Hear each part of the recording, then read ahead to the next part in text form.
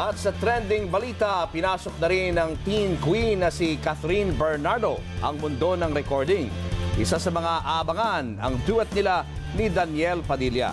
Usap-usapan din ang kanilang next project, ang posibleng remake ng Pangako Sa'yo. Ibandila mo, MJ Felipe. Primetime teen queen. Oh, sorry po! Box office movie actress. Go sexy! Go sexy! Go sexy! Sexy love! Bankable endorser. Ngayon, recording star na rin si Catherine Bernardo. Eksklusibong pinasilip sa amin ni Catherine ang pagre-record niya ng mga kanta sa kanyang upcoming album. Isa sa mga ito ay ang classic Sharon Cuneta hit na Mr. DJ. At sana'y nakikinig siya, naaalala kaya niya love, love. Pati ang himig-handog hit song ni Heart Evangelista na Love Has Come My Way. Love, love has come my way.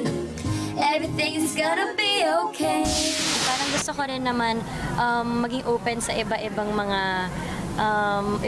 mga pwede kong gawin. Totok talaga ako dito. So, binigay ko talaga lang 101% ko dito sa album na to.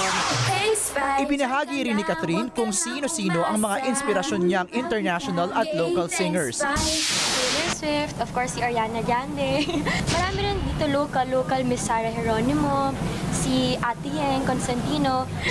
Makakasama rin ni Catherine si Daniel Padilla sa isa sa mga singles sa album na nakatakdang i-release sa September.